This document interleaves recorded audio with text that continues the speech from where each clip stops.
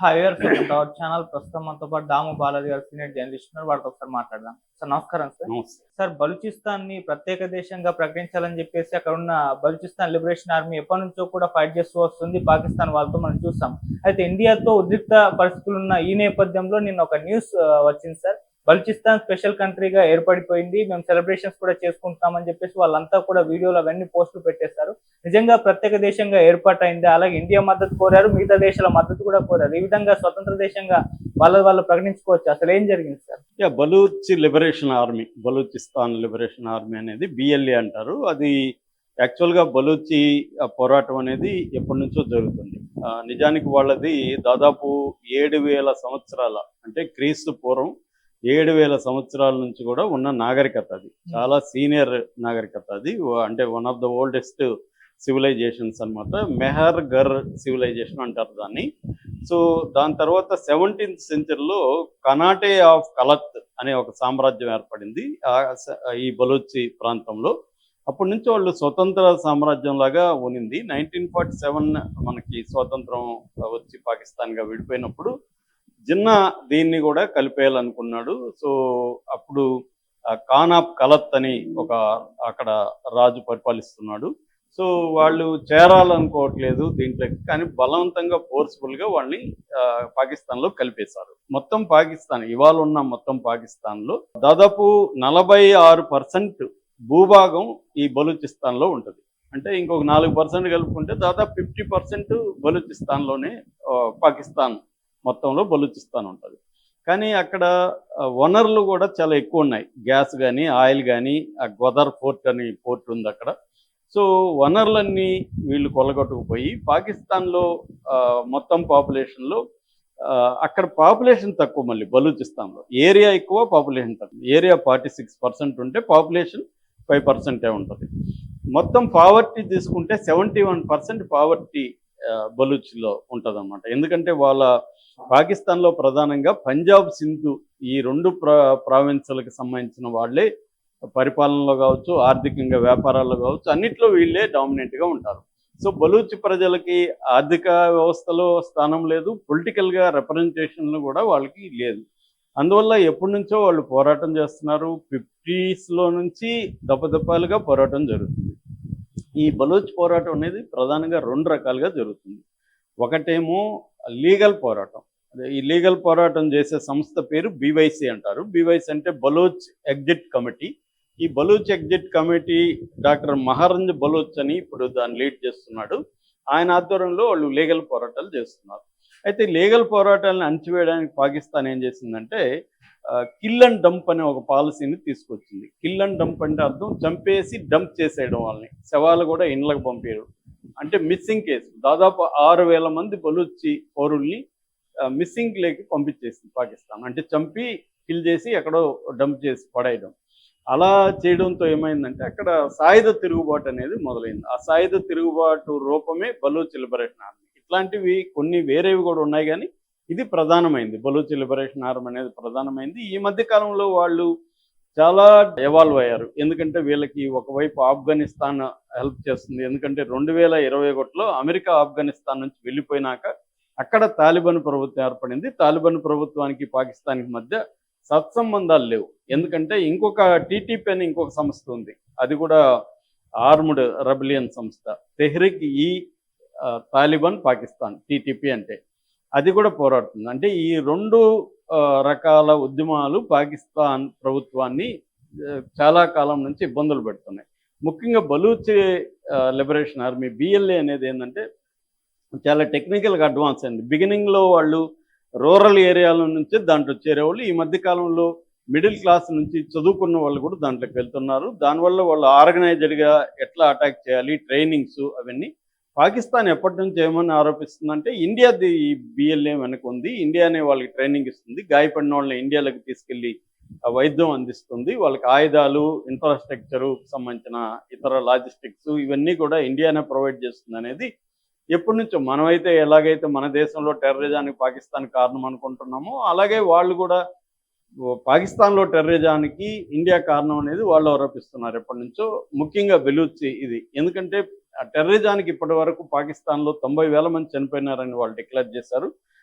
బెలూచ్ కూడా every year దాదాపు 200 మంది 250 మంది మిలిటరీ వాళ్ళని చంపుతుంది, సైనికుల్ని. అంటే బెలూచ్ లిబరేషన్ ఆర్మీ ముఖ్యంగా క్వెట్టా అంటారు, అక్కడ క్వెట్టా ఆ ప్రాంతంలో ఉంటారు వీళ్ళు ప్రధానంగా. ఇప్పుడు కూడా క్వెట్టా అని వాళ్ళు క్యాపిటల్ సిటీగా అనౌన్స్ చేసి మేము బెలూచి అనే ఒక కంట్రీని ఏర్పరిచాము, దీంట్లో మీరు మీ ఎంబసీలని ఓపెన్ చేయండి అని ఇండియాకి మిగతా దేశాలకు కూడా వాళ్ళు చెప్పారు. నిజానికి మన పాకిస్తాన్ మీద యుద్ధం ప్రకటించినప్పుడు వీళ్ళు చాలా హ్యాపీగా ఫీల్ అయ్యారు. ఎందుకంటే ఇండియాతో పాకిస్తాన్ ఫైట్ చేయాల్సి ఉంటుంది కాబట్టి మనం ఇదే టైంలో లిబరేట్ అవ్వచ్చు. అప్పుడు ఎట్లాగైతే 1971లో ఈస్ట్ పాకిస్తాన్ బంగ్లాదేశ్గా మారిపోయిందో ఇండియా సహాయంతో, అలాగే ఇప్పుడు కూడా మారచ్చు అనేది అనుకున్నారు. కానీ ఇండియాకి అటువంటి ఉద్దేశం లేదు ఇప్పుడు. అప్పుడంటే అది వేరే వ్యవహారం, ఆ ఉద్యమం వేరు, ఇది ఆ కైండ్ ఆఫ్ కాదు. సో ఇండియాకు కూడా ఆ కైండ్ ఆఫ్ లక్ష్యం లేదు, పాకిస్తాన్ చీల్చి బెలూచిస్తాన్గా చేయాలనే లక్ష్యం ఇండియాకి లేదు. ఎందుకంటే దాని రిపర్కషన్స్ ఇండియా మీద కూడా పడతాయి, ఇండియాకి ఆ ఇంట్రెస్ట్ లేదు. అదంటే అప్పుడు ఏమైందంటే 1 కోటి మంది మన దేశంలోకి వలస వచ్చేసారు ఈస్ట్ పాకిస్తాన్. ఈ వలసదారులను 1 కోటి మందిని ఇండియా భరించాల్సి వచ్చింది ఇందిరాగాంధీ పీరియడ్లో. ఈ 1 కోటి మందిని భరించే బదులు యుద్ధమే బెటర్ అనే కన్క్లూజన్కి ఇండియా వచ్చింది. సో దాని నేపథ్యం వేరు. ఇవాళ అది లేదు, బలూచీలు పెద్ద ఎత్తున మన దేశంలోకి రావట్లేదు, మనకేం దానివల్ల ప్రాబ్లం కలగట్లేదు. ఏమన్నా హెల్ప్ చేస్తుంటే చేస్తుండొచ్చు, ఎందుకంటే మొన్న వాళ్ళు జఫర్ ఎక్స్ప్రెస్ని హైజాక్ చేసినప్పుడు 440 మంది ఎంతోమంది ఉన్నారు దాంట్లో, వాళ్ళని కిడ్నాప్ చేసి 48 గంటలు పెట్టుకోగలిగారు. కానీ లిబరేషను కంట్రీ అనేదంతా కూడా అది దాన్ని ఏమంటారు, తొందరపడి వాళ్ళు అనౌన్స్ చేసినట్టు కనబడుతుంది. కానీ పాకిస్తాన్ మిలిటరీ క్యాపబిలిటీస్ నేను ఆల్రెడీ 2-3 వీడియోల్లో చెప్పాను.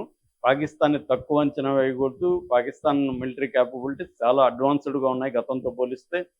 సో లాస్ట్ ఇయర్కి ఇప్పటికీ బడ్జెట్లోనే 13 నుంచి 14% బడ్జెట్ కూడా పెరిగింది. పాకిస్తాన్ మిలిటరీ చాలా స్ట్రాంగ్గా ఉంది, మన దేశంతో పోలిస్తే వీక్గా ఉండొచ్చు, కానీ చాలా విషయాల్లో పాకిస్తాన్ మిలిటరీ చాలా స్ట్రాంగ్గా ఉంది.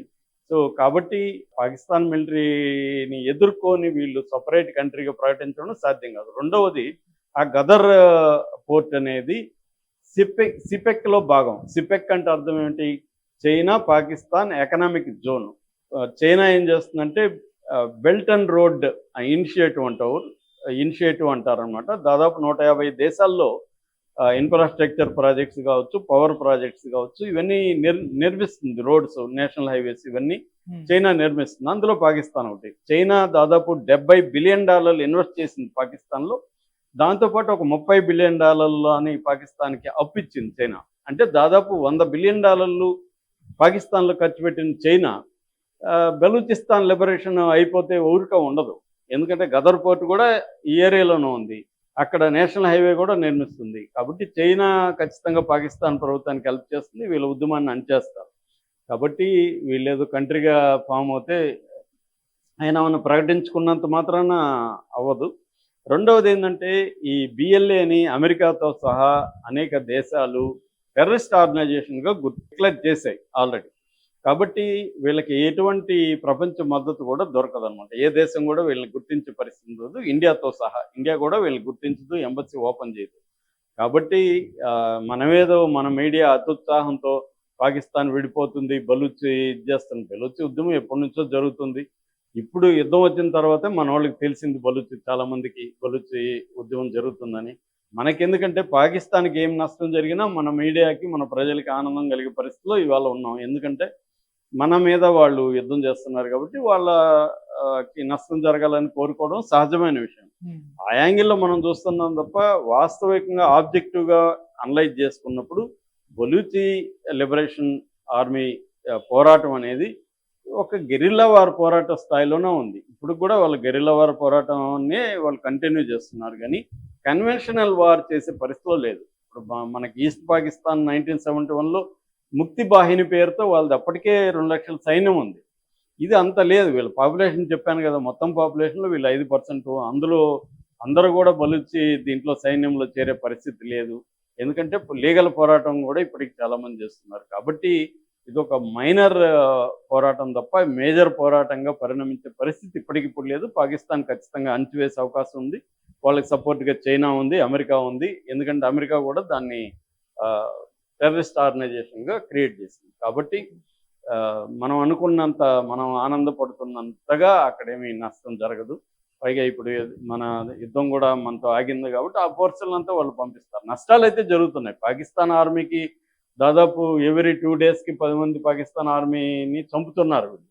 అంతవరకు జరుగుతుంది గానీ, వీళ్ళు లిబరేట్ చేసి చేసేయడం అంటే అది అంత సాధ్యం కాదు. దానికి కన్వెన్షనల్ ఆర్మీని ఉంచాలి. ఇప్పుడు వీళ్ళెళ్లి అటాక్ చేసినప్పుడు వాళ్ళు ఎవరు పోరాడేది? గెరిల్లా పోరాటం అంటే ఏంటి?